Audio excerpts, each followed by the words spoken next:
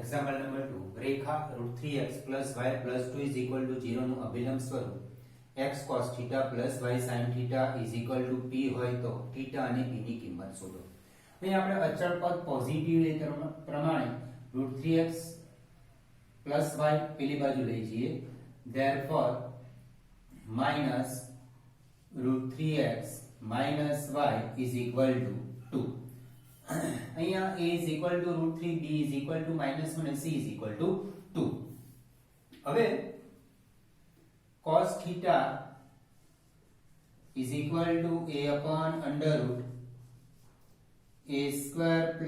b² a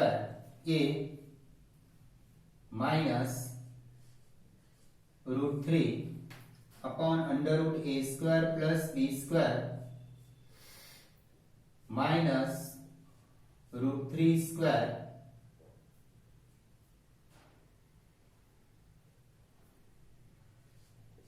plus -1² is equal to -√3 √3 plus 1 √3 square એટલે 3 plus 1 4 એટલે 2 sin theta is equal to b/√a² plus b², b એટલે y નો સગુણક -1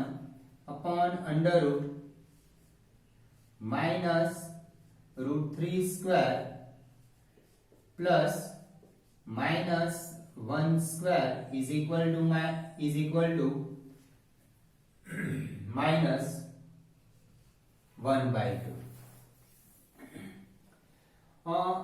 cos θ negative, sin θ negative, therefore theta ત્રીજા ચરણમાં therefore theta is equal to pi plus ત્રીજા ચરણ એટલે pi plus। હવે cos માં √3/2 ને sin માં 1 pi/6 વખતે આવે એટલે pi/6, therefore theta is equal to 7 pi/6। cos negative છે, sin નેગેટિવ છે, બંને નેગેટિવ ત્રીજા ચરણમાં આવે, ત્રીજા ચરણમાં θ is equal to pi plus। હવે આનું મૂલ્ય જો cos માં √3/2 અને sin માં 1/2 ક્યારે આવે તો pi/6 વખતે એટલે pi plus pi/6 7 pi/6। હવે લંબની લંબાઈ p is equal to c/√a² plus b² 2/√3² plus -1² is equal to 2/2 is equal to 1।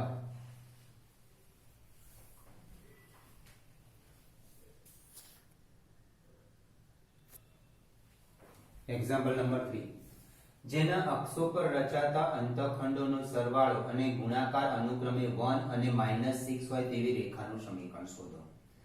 અહીંયા પણ અક્ષો પર રચાતા અંતઃખંડો એટલે કે રેખા x અક્ષ પર a અંતઃખંડ અને y અક્ષ પર b અંતઃખંડ કાપે છે તેવું ધારીએ, કારણ કે અહીંયા આપણને રકમમાં આપ્યું છે અક્ષો પર રચાતા અંતઃખંડો, એટલે આપણે અક્ષો પર રચાતા અંતઃખંડ સ્વરૂપે રેખાનું જે સમીકરણ છે એનો ઉપયોગ કરવાનો છે સમીકરણ શોધવા માટે, એટલે કે x/a plus y/b is equal to 1 પ્રકારના સમીકરણનો આપણે ઉપયોગ કરીશું રેખાનું સમીકરણ શોધવા માટે। આપણે આ જે આપ્યું છે સરવાળો અને ગુણાકાર અનુક્રમે 1 અને -6 છે એના પરથી a અને b ની કિંમત શોધીશું। ધારો કે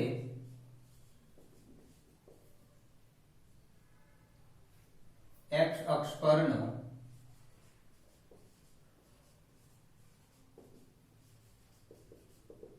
અંતઃખંડ a અને y અક્ષ પર નો અંતઃખંડ b છે, માટે માંગેલ રેખાનું સમીકરણ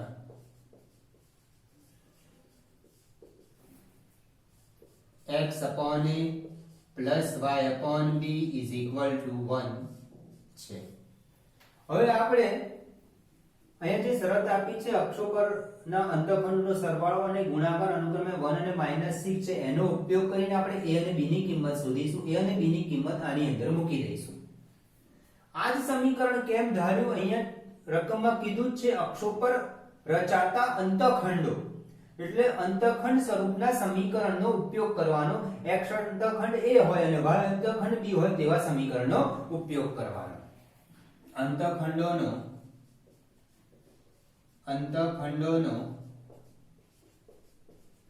સરવાળો 1 therefore a plus b is equal to 1 અંતઃખંડોનો ગુણાકાર -6 therefore a into b is equal to -6 b is equal to -6 upon a આમાં મૂકી દઈએ b is equal to -6 upon a plus b is equal to 1 માં મૂકતા therefore a plus -6 upon a is equal to 1 therefore a square -6 is equal to a લસા લીધો એટલે a square -6 આખા છેદમાં a આવે છેદ આ બાજુ ગુણી કાઢ્યો a square minus a minus 6 is equal to 0 અવયવો a minus 3 into a plus 2 is equal to 0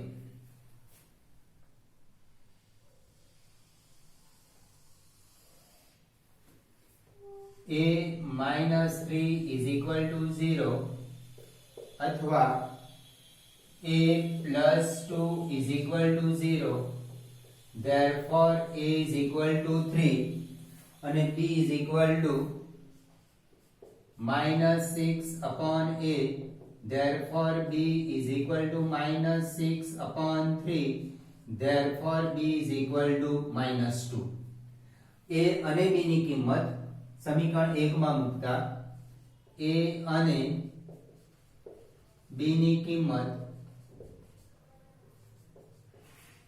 સમીકરણ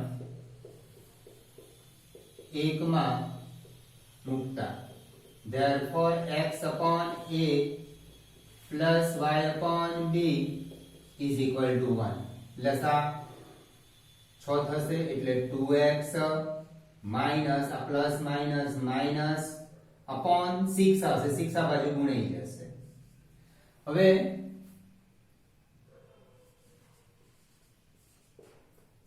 a is equal to -2 b is equal to -6 upon a b is equal to -6 upon -2 b is equal to 3 a is equal to -2 અને b is equal to 3 સમીકરણ 1 માં મૂકતા a અને b ની કિંમત સમીકરણ 1 માં મૂકતા therefore x upon a plus y upon b is equal to 1 minus લસા લઈએ 6 લસા આવે -3x plus 2y is equal to 6 એટલે -3x plus 2y minus 6 is equal to 0 આમાંથી આ પ્રકારે આન્સર રાખશો તો પણ ચાલશે અથવા આમાંથી માઈનસ લે કોમન કાઢી દો -0 ના છેદમાં જવા દો તો પણ answer 3x minus 2y plus 6 is equal to 0 એટલે અક્ષો પર અંતઃખંડ કાપતી રેખાનું સમીકરણ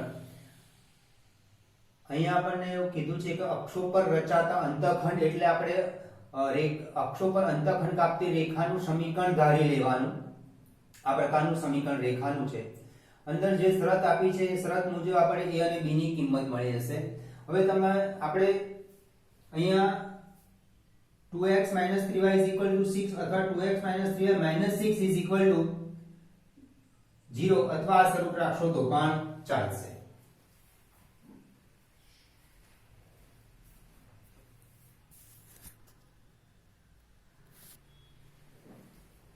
એક્ઝામ્પલ નંબર 4 y અક્ષ પરનું કયો બિંદુ x/3 + y/4 = 1 રેખાથી 4 એકમ અંતરે આવેલું છે. આ રેખાનું જે સમીકરણ છે એને આપણે ax + by + c = 0 સ્વરૂપમાં ફેરવી દઈએ. x/3 + y/4 = 1 લસા લઈશું 4x + 3y = 12 આ બાજુ 4x + 3y - 12 = 0. ધારો કે y અક્ષ પરનું બિંદુ 0b એ રેખા 4x + 3y - 12 = 0 એ 4 એકમ અંતરે આવેલું છે. એ રેખાથી 4 એકમ અંતરે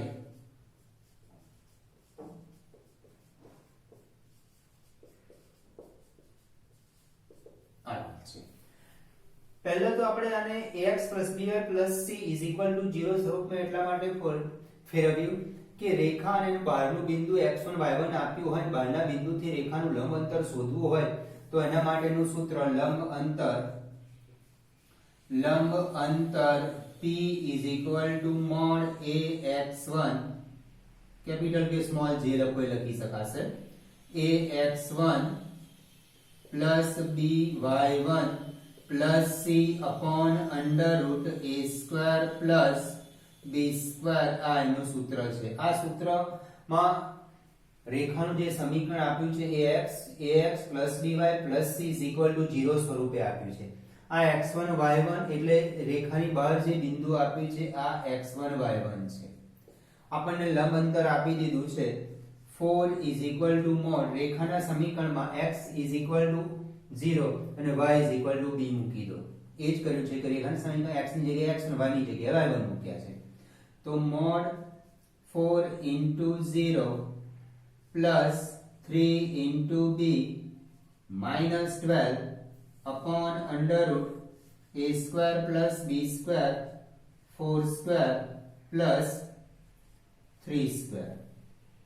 4 = mod 3b minus 12 upon √16² plus 9² √25 એટલે 5. 5 આ બાજુ મલ્ટીપ્લાય કરી નાખીએ. Therefore mod 3b minus 12 is equal to 20. Minus open કરી દે એટલે અહીંયા પ્લસ ઓર માઇનસ 20 લખવાના. Therefore 3b minus 12 is equal to plus or minus 20. Therefore 3b minus 12 is equal to 20. અથવા 3b minus 12 is equal to minus 20. એક વાર plus 20 બીજી વાર minus 20. 3b is equal to 32. b is equal to 32 upon 3. 3b is equal to minus 20 plus 12 એટલે minus 8. b is equal to minus 8 by 3. આ આપણને b મળી ગયું. આપણને બિંદુ શોધવાનું છે. Therefore y અક્ષ પરનું બિંદુ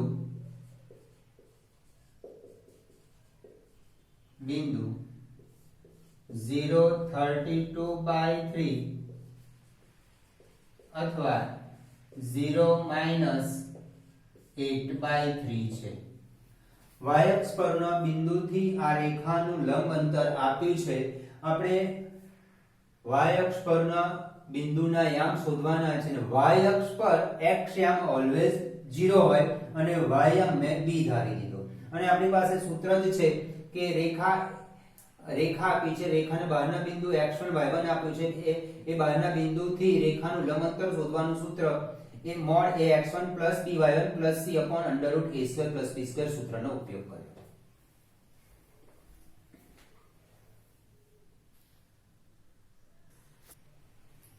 એક્ઝામ્પલ નંબર 5 બિંદુઓ cos θ sin θ.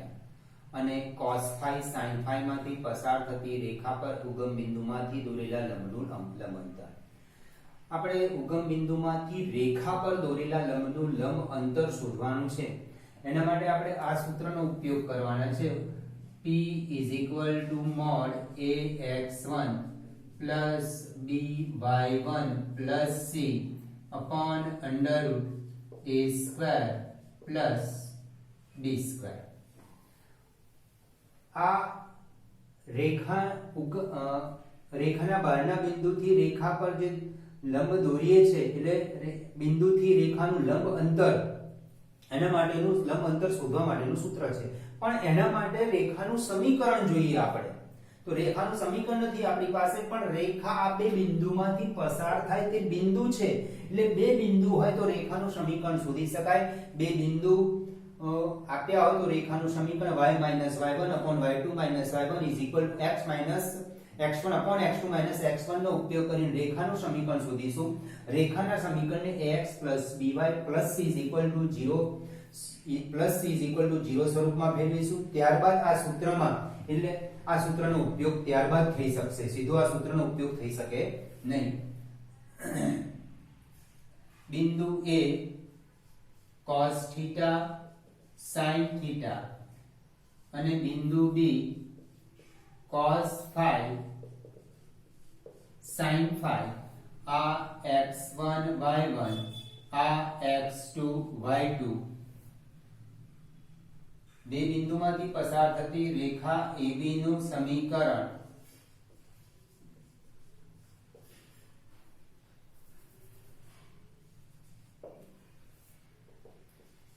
y minus y1 upon y2 minus y1 is equal to x minus x1 upon x2 minus x1 y minus y1 sin theta y2 minus y1 sin phi minus sin theta is equal to x minus x1 cos theta upon x2 minus x1 cos phi minus cos theta.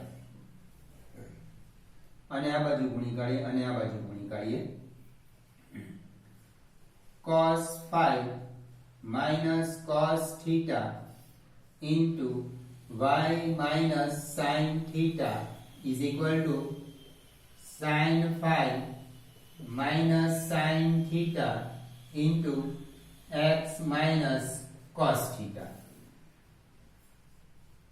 cos phi minus cos theta into y, અને y સાથે ગુણો અને આની સાથે ગુણો, minus sin theta into cos phi minus cos theta is equal to, અને x સાથે અને cos theta સાથે sin phi minus sin theta into x minus cos theta into sin phi minus sin theta. cos phi minus cos theta into y minus sin theta into cos phi plus sin theta into cos theta is equal to sin phi minus sin theta into x minus cos theta into sin phi plus sin theta into cos theta. આ દરેક પદને આપણે આ બાજુ લઈ જઈએ છે. આ sin theta into cos theta આમ જશે એટલે માઈનસ થઈ જશે, એટલે આ a માઈનસ અને આ પ્લસ કેન્સલ થઈ જશે. હવે બધા જ પદ પેલી બાજુ લઈ જઈએ છે. therefore sin phi minus sin theta into x minus cos phi minus cos theta into y plus sin theta into cos phi minus cos theta into sin phi is equal to 0. આ આપણને રેખા AB નું સમીકરણ મળી ગયું. હવે રેખાનું સમીકરણ મળ્યા બાદ આપણે આ સૂત્ર ત્યારબાદ એ સૂત્રનો ઉપયોગ કરવાનો. x1 y1 એટલે જે બિંદુ આપ્યું છે અહીંયા બિંદુ ઉગમ બિંદુ આપ્યું છે, ઉગમ બિંદુથી રેખાનું લંબ અંતર શોધવાનું છે. બીજું એક આવું ન વિચારતા કે સર આ y અંદર ગુણી શકાય, આ x અંદર ગુણી શકાય, ગુણવાથી કઈ ફાયદો નહીં થાય, નહીં તો તમને રેખાના સમીકરણમાં 2y અને 2x દેખાશે. એક્ચ્યુઅલી રેખાના સમીકરણમાં ax by c 0 સ્વરૂપ. અહીંયા y ગુણવાથી તમને રેખાના સમીકરણમાં 2 વખત y અને 2 વખત x ના સહગુણકો જોવાશે, પણ એ અંદર ગુણવાથી કઈ ફાયદો થતો નથી. એટલે y કે x આ રીતે કોમન માં જ રાખજો. એટલે આ a થયું, ax by c 0 સ્વરૂપમાં આ a થયું, આ માઈનસ સાથે આ b થયું અને આ અચળ પદ થયું. ઓકે, હવે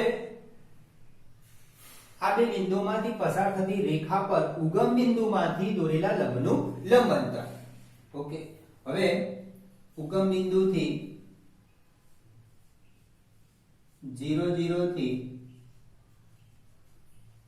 રેખા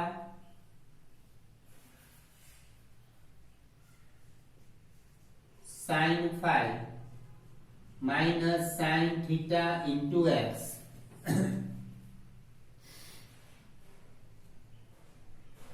minus cos phi minus cos theta into y plus sin theta into cos phi minus cos theta into sin phi is equal to 0. આ ઉગમ બિંદુથી રેખા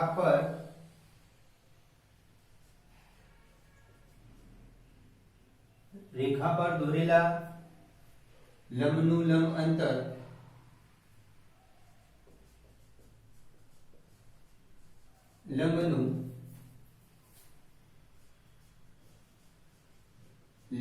અંતર બરાબર મોડ આ x1 y1 બિંદુ છે. એટલે આ રેખાના સમીકરણમાં x ની જગ્યાએ x1 એટલે x ની જગ્યાએ 0 અને y ની જગ્યાએ y1 એટલે 0. એટલે આ ભાગ અને આ ભાગ તો 0 થઈ જવાનું છે. ફક્ત અચળ પદ જ રહેશે. એટલે કે sin theta into cos phi minus cos theta into sin phi. therefore sin theta, અથવા તમારે લખવો તો લખી શકશો, અથવા એક સ્ટેપ ડાયરેક્ટ ઓછું કરો પણ ઓછું થઈ જશે. અહીંયા x ની જગ્યાએ 0, આ રેખાના સમીકરણમાં x ની જગ્યાએ x1 અને y ની જગ્યાએ y1. તો એવી જ રીતે આ રેખાનું જે સમીકરણ છે એમાં x ની જગ્યાએ x1 એટલે 0 અહીંયા મૂકી દેવાનું. એટલે આ ભાગ 0 થઈ જશે. y ની જગ્યાએ y1 એટલે 0, અહીંયા y ની જગ્યાએ 0 મૂકી દો એટલે આટલો ભાગ 0 થઈ જશે. ફક્ત રહેશે sin theta into cos phi minus cos theta into sin phi upon under root a square plus b square. a એટલે x નો સહગુણક, b એટલે y નો સહગુણક,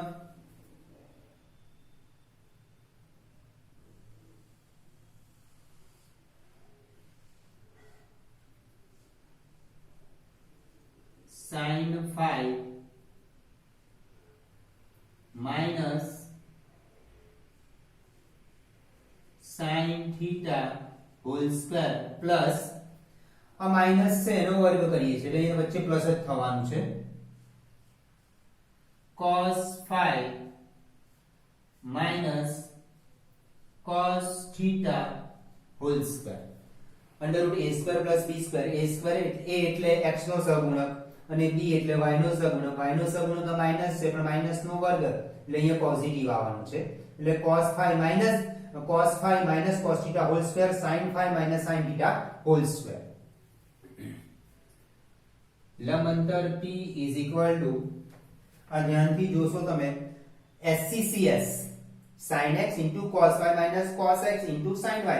SCCS એટલે sin mod sin theta minus phi upon under root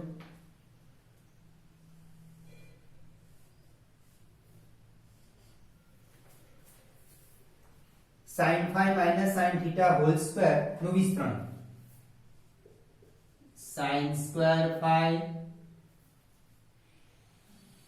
minus 2 sin phi cos sin theta plus sin square theta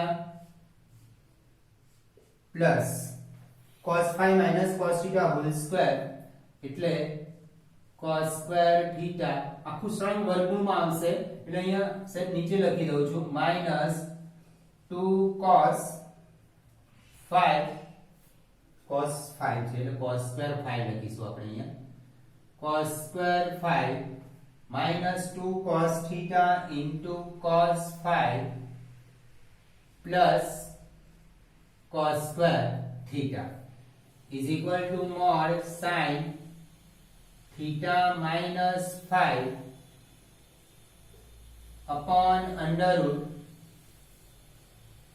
આ 1 2 3 4 5 અને 6 6 પદ વર્ગમૂળમાં છે સળંગ પણ અહીંયા લખવા જઈશ તો તમને વિડિયોમાં દેખી શકાશે નહીં એટલા માટે મેં આ રીતે નીચે દર્શાવેલ છે પણ આ ભાગ તમે સળંગને સમજી લેજો વર્ગમૂળની અંદર જ છે હવે ધ્યાનથી જો sin square phi plus cos square phi 1 sin square theta plus cos square theta plus 1 આ બંનેમાંથી minus 2 common આ પદ પહેલા લખું છું જેથી ફાયદો તમને એ થશે કે cos theta into cos phi plus આ બંનેમાંથી -2 કોમન આ વાળું પદ પહેલા લખું છું plus sin theta into sin phi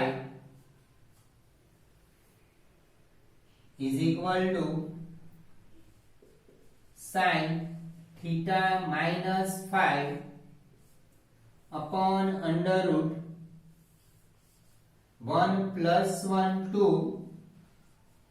minus 2 આ sin square phi plus cos square phi 1 પછી બંને વચ્ચે પ્લસ જ છે sin square theta plus cos square theta plus 1 આ બંને પદમાંથી -2 કોમન અને cos વાળું પદ પહેલા લખું છું cos theta into cos phi plus sin theta into sin phi -2 મેં કોમન લઈ લીધા એટલે વચ્ચે પ્લસ થઈ ગયું CCSS બન્યું સૂત્ર બને એટલા માટે મેં cos વાળું પદ પહેલા લખ્યું અને sin વાળા પદ પછી લખ્યા CCSS એટલે 2 cos theta minus phi CCSS એટલે cos માં અહીંયા પ્લસ હોય તો અહીંયા માઈનસ બને CCSS એટલે cos x minus y બને પ્લસ છે એટલે અહીંયા માઈનસ અહીંયા 2 common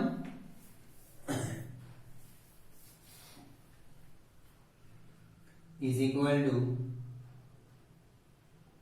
mod sin theta minus phi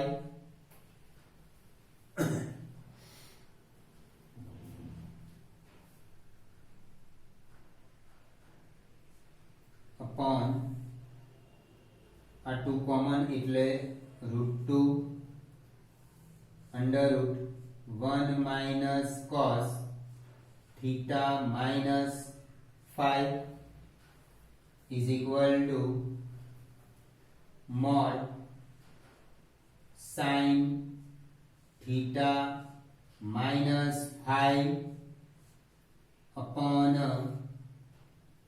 √2 into root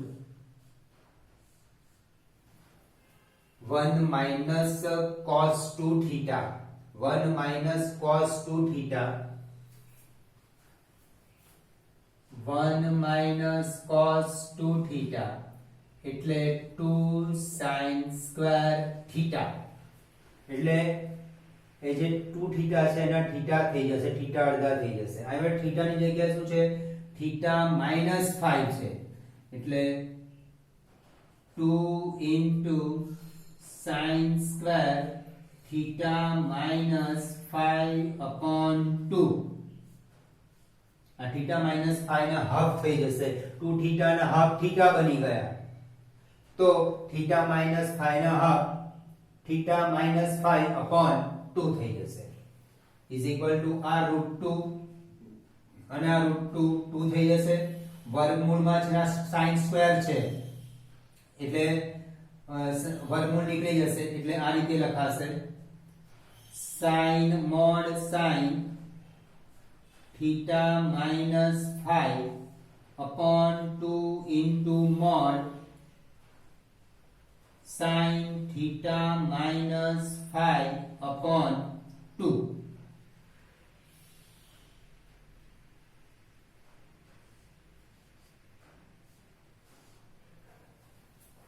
આ √2 બનશે એટલે આ √2 2 થઈ ગયું.